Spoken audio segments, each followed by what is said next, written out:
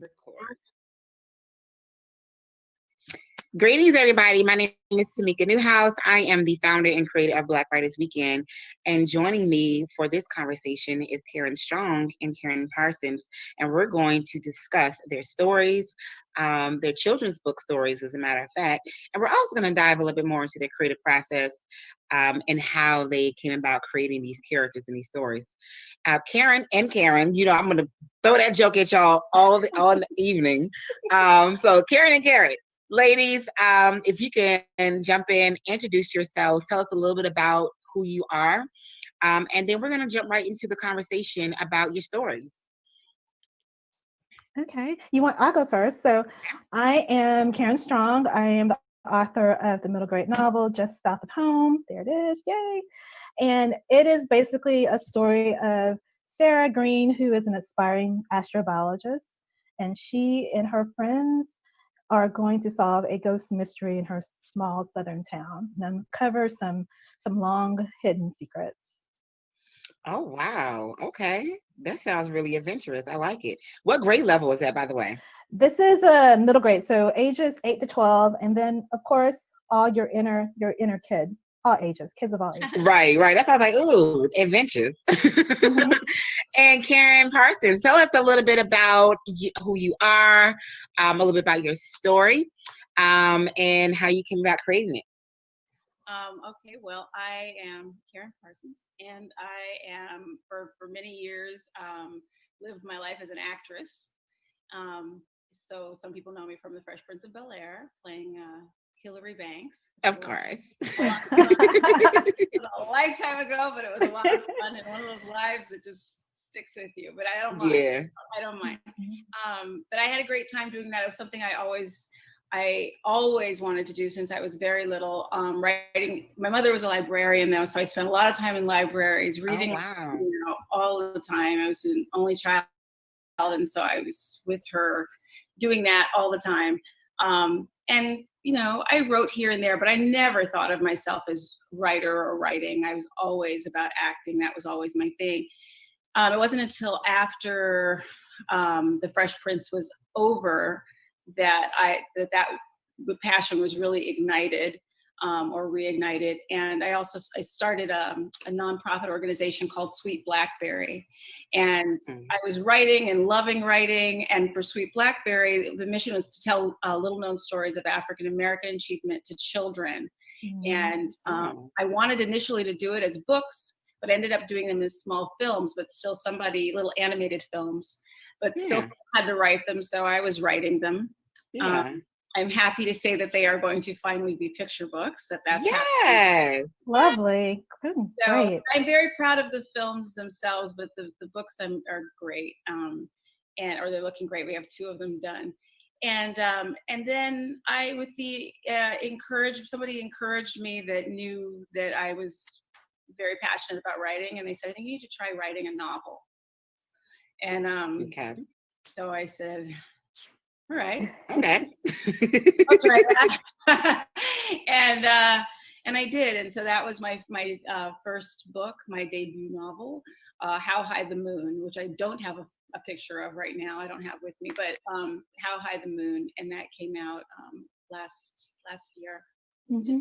Yes. Yeah. And that's when we probably crossed paths. You were doing some book signings and readings at BEA for How High the Moon in New York. Last year. So it's been like a year and a half now. Mm-hmm. And I'm pretty sure you have a lot of stories to tell about your journey and how you got to this space. And I can't wait to hear more about it. I really want to, you stated you grew up as far as in libraries, your mother was a librarian. And first of all, I really just learned about the library of science degrees, and you can go get a doctorate in library science, and there's universities it's strictly for librarians. I was like, wow, this is a whole thing. This is pretty great. It's more than just categorizing, just logging books. Like, it's way more to it than that. And so I love the fact that way more Black librarians are being recognized, and not only that, they're advocating for our stories. And that's one of the main reasons why I even started my nonprofit organization, which is AAMBC, stands for African Americans on the Move book club, which now, as you see, produces Black Friday Weekend. We produce the AAMBC Literary Awards, and it's solely to celebrate you guys. It's to give you a platform to celebrate you like the rock stars that you are. And you ladies develop stories that help young minds. You help mold young minds that are highly influenced. You know, like we can influence their thought process, we can influence their emotions, we can influence their future. So can you take me into your stories? And because it is almost like a responsibility when you put these things out there, there's going to be reaction.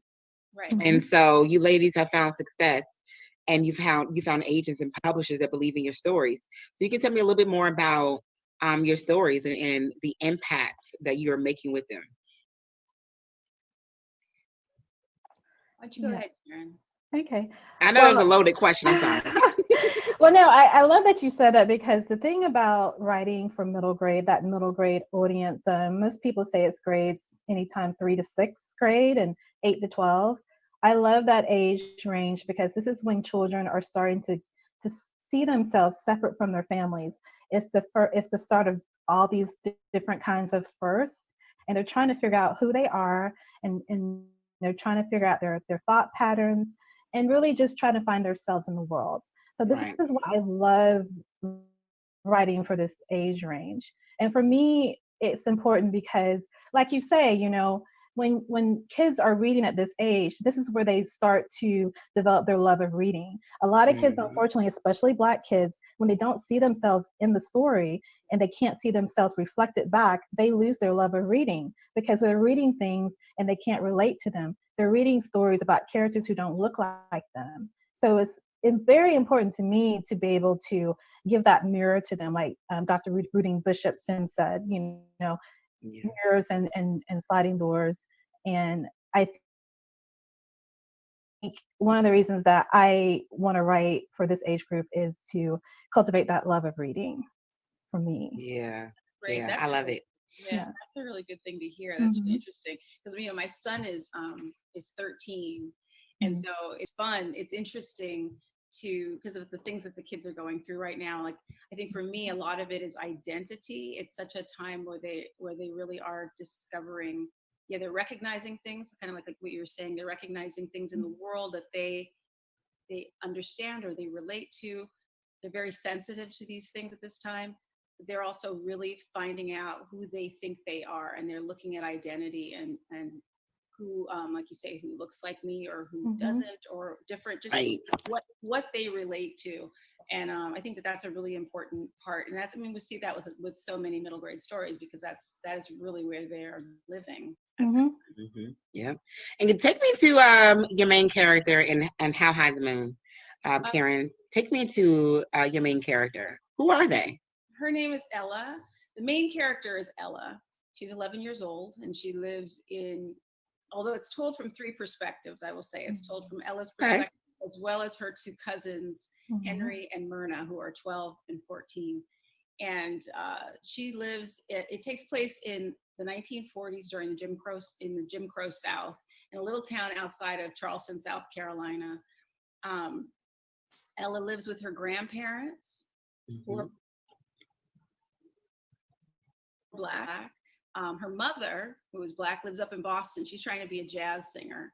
And so she idolizes her mom, but she doesn't know who her father is. And Ella is lighter than everybody else. And she gets sometimes teased about maybe being zebra. And it's a touchy subject. And the thought of her father possibly being white is, you know, it carries a lot with it for her. Right. So she gets the opportunity to see her mother up in Boston and spend time, and she uncovers some clues. She learns some things about her mother she didn't anticipate, but she also uncovers some clues about who her father might be. And when she goes back to South Carolina, she tries to find out who he is. And she also discovers that her good friend, George Stinney Jr., has been arrested and charged with the murder of 2 little white girls. And that's based on a real person. Yeah, George Stinney Jr., for people who don't know who he was, George Stinney Jr. was the youngest person ever to be executed in the United States at 14 years old. And of course, and many years later, way after George had already been executed, it was retried. They found out the original trial was a sham, and he was exonerated. But this, of course, was way after the fact. And so in the work I was doing for Sweet Blackberry about real heroes that we don't hear about, George's face would always come up, but he was not a story he was not a Sweet Blackberry story. His story was not uplifting, empowering, inspiring. It was devastating. But I wanted people to know about him because I would tell people and nobody knew who he was, you know? And so it made sense that actually when I was writing this story that I was inspired by my mother, because she grew up in South Carolina in a little town outside of Charleston during this time. It just so happened that George Stinney Jr. also grew up in a little town outside of Charleston around the same time. So it just made sense that he would make his way into How High the Moon. Wow. I love, absolutely love that. And there are a lot of tragic stories, unfortunately, that have not received the same light as others. There's thousands and thousands of people that have been violated or murdered. And there was no justice, or there was no punishment or anything. And unfortunately, we now live in a space where racism isn't new. It's just we're able to show it at our fingertips. Also, everyone has access to that same platform. So now, the good, the bad, the indifferent, and the evil have access to the same platform that we all have access to. So anyone can put out any energy that they want. When it comes to social media, and young children being a part of it, because they're able to see these things now in their face, just with the racism, just with sexuality, just with body image. It's a lot of things that children deal with these days that we didn't have to. Even I didn't. I grew up, in the late 80s, early 90s. I didn't have to really deal with these things. And then some of these conversations we're having now, they weren't even thought of. Even then, it wasn't a thing. How are your stories affecting children as far as not technically counteracting, but letting them know that it's okay, finding some type of peace in this very, very loud world? Yeah, that is a good question. Yeah.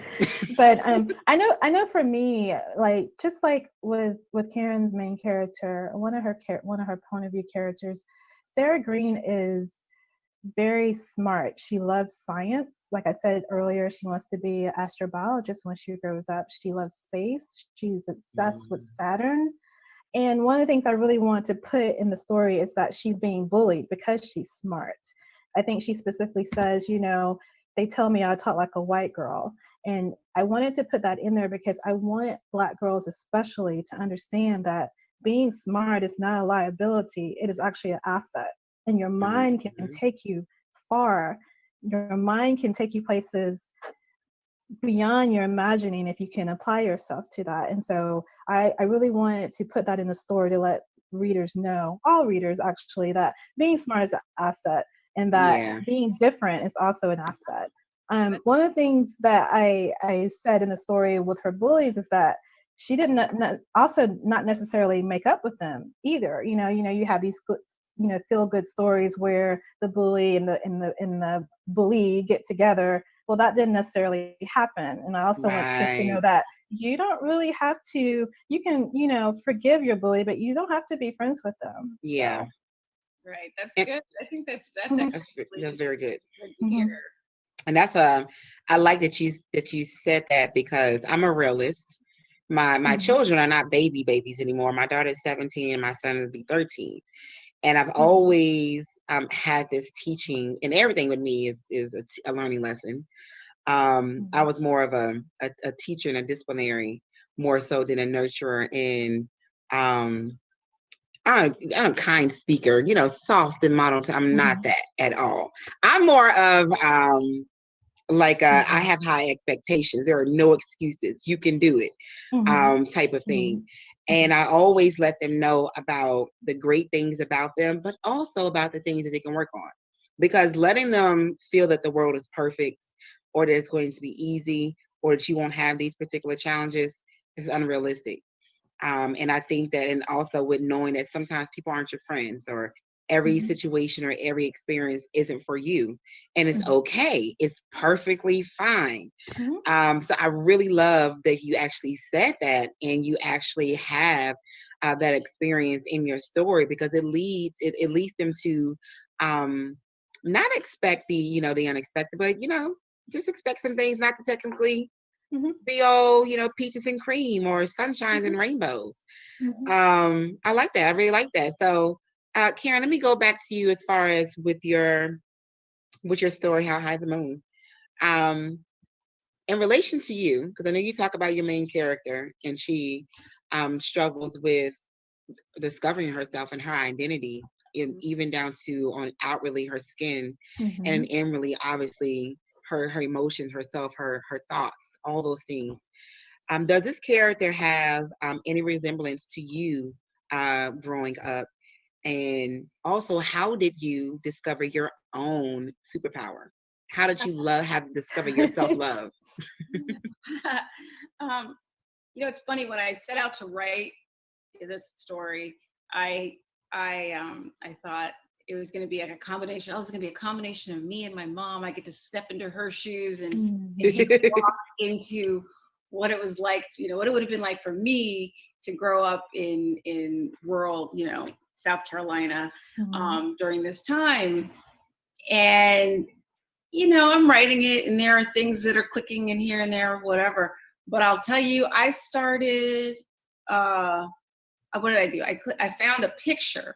I was looking around, browsing around stuff, for the era that I was writing about. I was trying to see things. I wanted to visualize certain things, general stores, etc., people, and I found a picture of a little girl, a little probably mixed race girl from back around that period, in this sepia tone picture, and she's sitting in a field on the ground in pants, and I forgot what little outfit she had on, and she had a hat, Mhm. and her hands like this. She had this, and she just had this little smug little attitude. It was so cute, and she was so just like very present with herself and comfortable. Mhm. And I responded so strongly to the photograph that I printed it out and I put it up over my desk. And I swear that just became Ella for me. Like she was Ah, very different from me. Mhm. gotcha. Ella, she had a lot more. She was a lot feistier than I ever was. She had a lot more energy, and really spoke up when she felt things were wrong. And she just, Mhm. this, it's probably a part of me inside that doesn't speak up that loudly, but this image was able to make that come out, and work Yeah. for me. And it was able for me to have that visual outside, but it did. Mhm. And growing up, of course, we have our own challenges, our own stories, our triumphs, our traumas. When do you feel like you really begin to kind of find your own superpower, your own girl power? Like you were confident, you were coming into your own, and how did you get there? There are times I think that I just got it. Okay. Yeah, it's funny. I mean, there are certain mountains that you climb. Like I remember the feeling of, going backwards, I remember the feeling of publishing my book and just Mhm. Mhm. feeling like, yeah, like Yeah. I did this. I It's a did big deal. It's a big deal. Yeah, and my mom kept going, "You did this. You did this. How did you do?"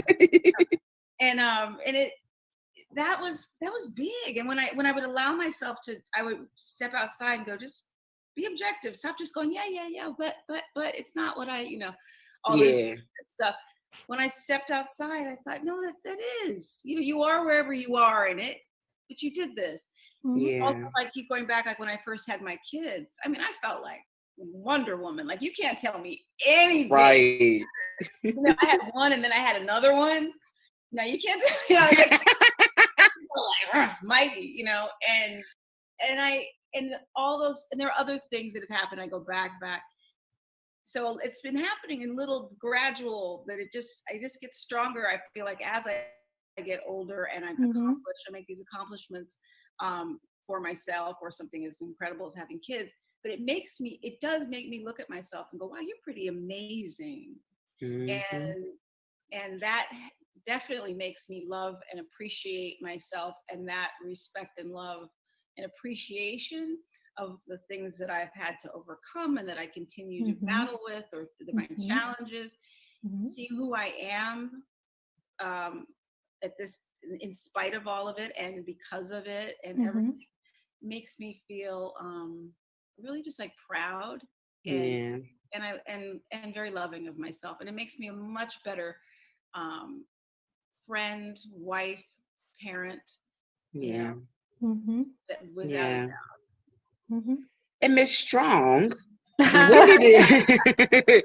when do you feel that you begin to come into your own, when it really didn't matter if you fit within this group, or if someone called you pretty, or if you accomplished this goal, when you felt good in spite of, because you knew that I'm Karyn Strong. There's no other me. Like, this is me, and I'm the greatest. Like, I'm beautiful. When did you come into that space? Just like Karyn said, it's definitely a journey for sure. But I grew up in the rural South. I grew up in a small town, Winterville, Georgia, which is outside of Athens, it's a university town. Okay. And grew up on a red dirt road. And I think about what I said earlier about thought you could go. My elders, they told me stories and gave me a bigger picture of what was available in the world. And that's why I love, libraries and going to the library. I used to go to the library every Saturday. And that's when I fell in love with science. My career is in software technology. So I'm a software engineer by trade. And so I felt like just embracing STEM, just embracing it, and being able to take the opportunities that came with that to take me from the red dirt road to where I am today is amazing. I think about my great grandmothers and my other ancestors and all the things that they had to do for me to be in this position. That's just wildest dreams. That is so true. And I'm a self-taught writer. I taught myself to write by reading books and breaking them down, and having that tech background and then teaching myself to write and then publishing a book is amazing. And so anytime I feel doubt in everything, or I feel like I'm struggling with things, I always think about where I've come from and where I've been and all the things I've accomplished, and all the elders and all the relatives, all their tenacity and perseverance, they flow in my veins. So I can't lose, right? I can't lose when you have all of that behind you, and you have all of that lineage, you have all of that, genealogy within you. You really can't lose, because the fact that we are here is amazing. I mean, despite all the odds, right? Yep. There's so many despite odds. all the odds. There's so many. And there's still so many now. And I like that you spoke. You make some great points. I like how you spoke on how you came from that dirt road, the red dirt road, and you expanded your reach, and you went and explored things, and you engrossed yourself in different knowledge and experiences. And you really don't have to be the product of your environment. You really absolutely don't. And as you stated, our ancestors, which I grew up thinking, like, oh Lord, here come the black talk. Like, I used to sometimes think that, like, when they talk about, the ancestors, the system. I know, here's another story. Like, I used to be like, the system? What system? What are you talking about? Like, I was just like so oblivious to some of these issues that are still very present to this very day. And I like the fact that you stated and you talk about your own generation, your own history.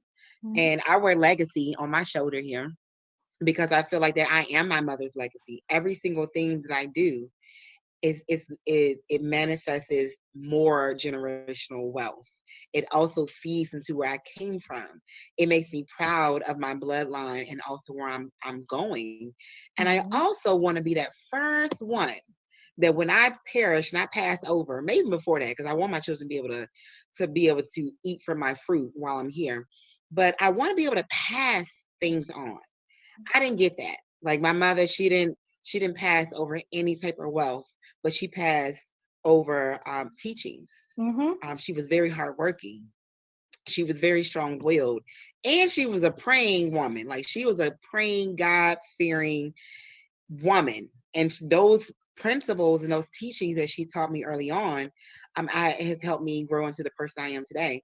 So I always try to pay homage to my past. And I always try to make sure I manifest a great future for myself and my children.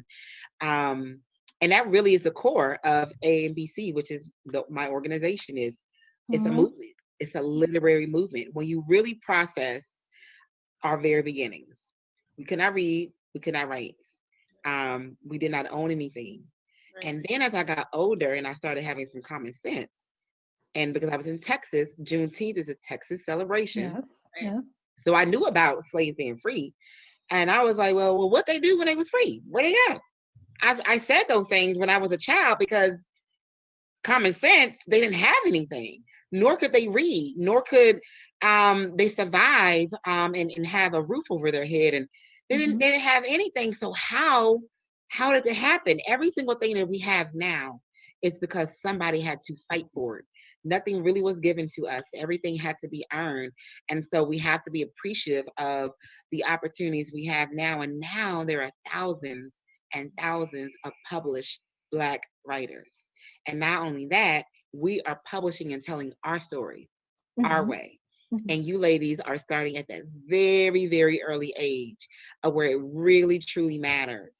So I applaud you in your journey on influencing the next generation and doing your part while you're here. So I applaud you ladies on that. I want to ask a question about your influence in a sense. What would you tell parents? And I'm pretty sure when your book fairs or your book signings, parents, what's this about? So can you tell us about, is this appropriate for my child? Like, well, I get that all the time. Yes. Because I'll be having like, erotic books and stuff on my table. My stuff is not quite children friendly. But I did write one YA book called Cookie, a Footwear Story. And it straddles the fence of being gritty as well as being a little bit wholesome. So it crosses those fine lines. So what do you tell parents what children will gain and receive from your stories? Well, I think that, I think a lot of people are resistant to, well, not a lot of people are resistant. People wonder, is what's too early to start tackling big subjects with kids? Right. People are very nervous about approaching them about race or about, I'm talking usually not so much Black parents. Right. Yeah.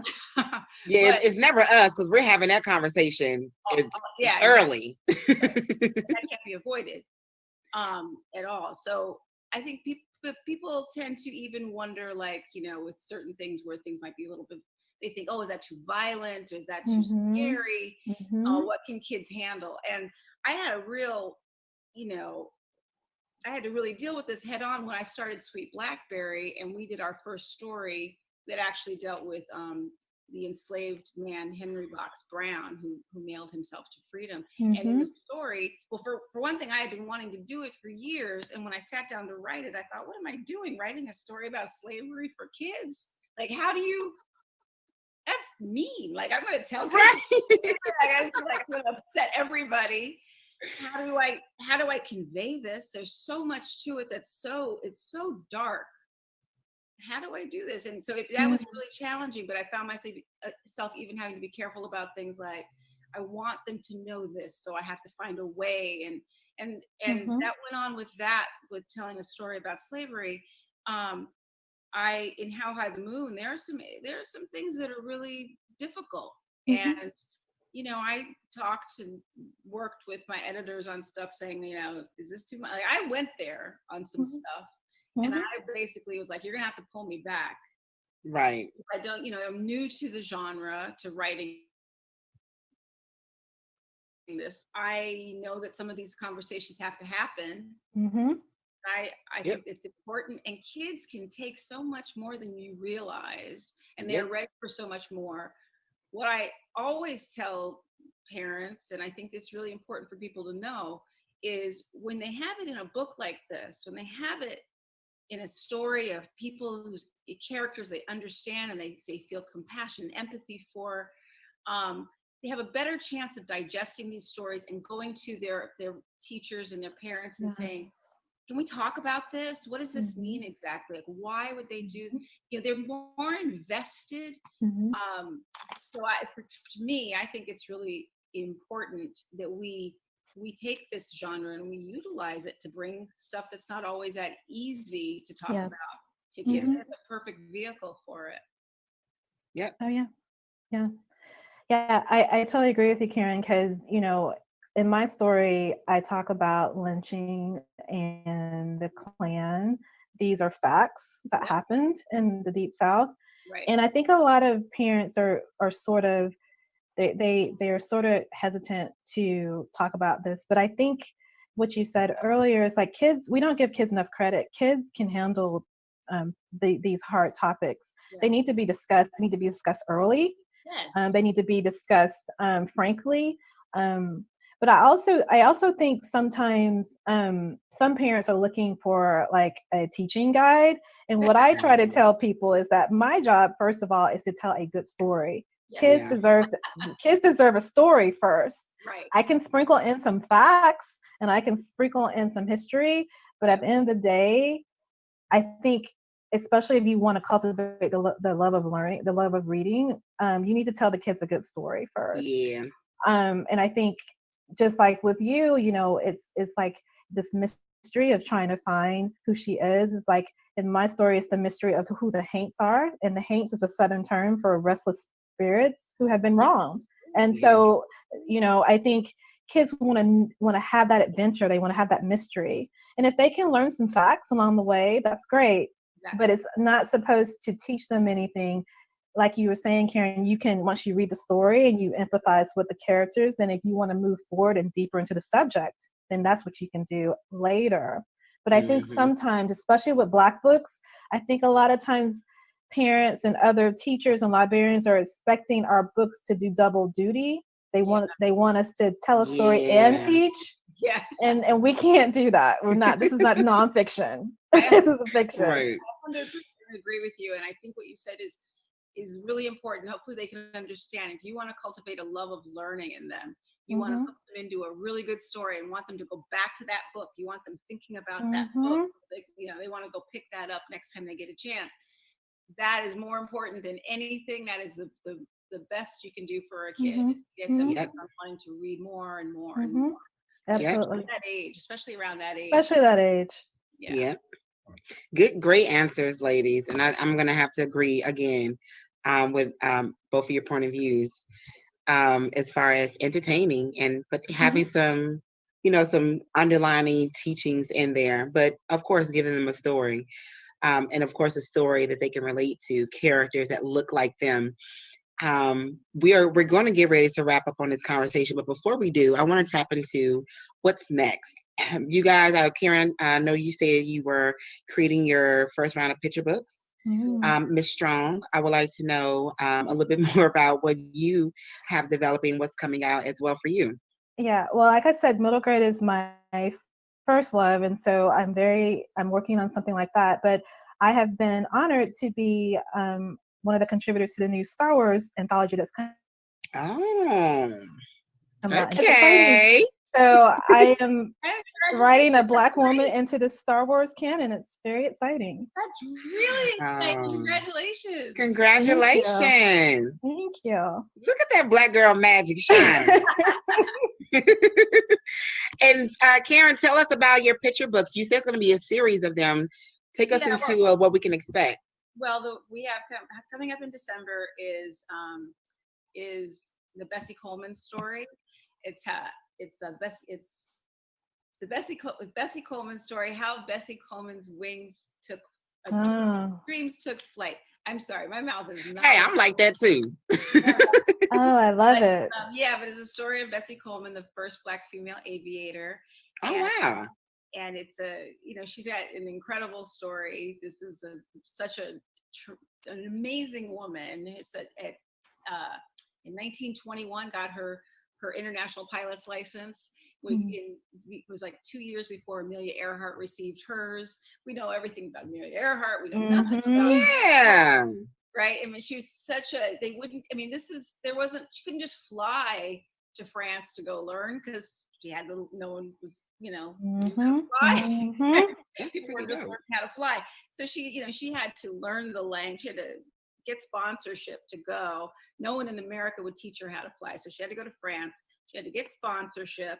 She had to get on a boat after learning the language and the culture and everything, and go and spend time in a strange land with nobody she knew and learn how to fly an airplane, and came back this superstar.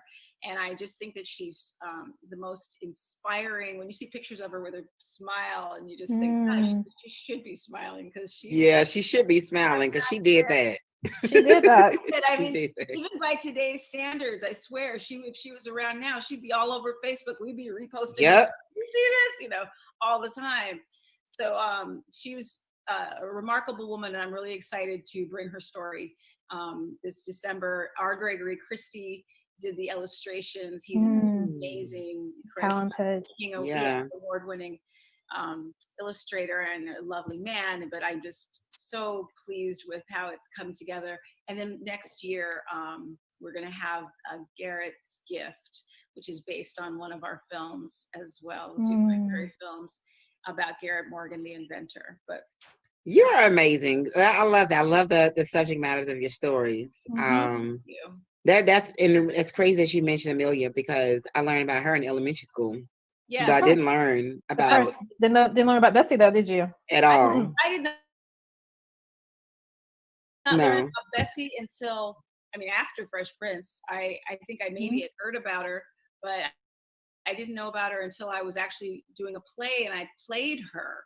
Oh, wow. She wasn't the main character. She came to the main character in a dream. Really? I heard about her, and I was like, why don't I know anything about this? Right. Yeah, I'm so glad this is coming out. Yeah, and kudos to you for bringing more light to our history, and our history making heroes that we don't get to hear about at all. If everybody grew up, I'm talking about all children, grew up knowing these stories from the time they were really small. If they came into the world with all of this stuff, all of this all this stuff, and all these contributions by all sorts of people that looked like them, that didn't look like them, all of these people, I think it would change. I would think it would change a lot about not only how we value ourselves, but how we value our neighbors. Absolutely. What we're capable of. Yeah. So I would have to definitely agree. I think if children saw us in that light more early on, there'll be a lot less self-doubt. They will achieve way more because they know that they can do it. There's other people that did it. I think it will really change a whole demographic of children moving forward. Like the whole next generation would be overachievers, setting and creating their own history. It's kind of like that. Our children today are a little bit savvy now, like even with the whole with the K-pop generation. And when Trump did his rally, like, oh, aren't they so funny and witty? Like they purchased all of the tickets for Trump's rally, and like no one showed up. I was like, I like these kids. Like this is how you utilize social media and the internet. I think that if they really put their minds to it, and they really get exposed to more greatness, just imagine what we're going to be looking like. I hope they recognize their capability, what they're really yes. Yeah, it's going to be a powerful group of new overachievers and leaders in the next 20, 30 years. ladies, thank you so much for having this conversation with me. Thank you so much for the stories that you're creating, the influence and the impact that you're making on our children, even within your own communities, within your own nonprofits. Congratulations on your future projects. Like Star Wars is pretty It's amazing. exciting. That's pretty awesome. I'll tell people I know you and stuff. Like, well, I know her. Can you tell everybody where they can find you as far as your social media, your websites, where your books can be purchased? Well, my book, How High the Moon, is everywhere. Everywhere. Yes, everywhere. How High the Moon. So look for it, get it, and you can find me, Karyn Parsons, I'm on Instagram, Twitter, Facebook. Pretty easy to find.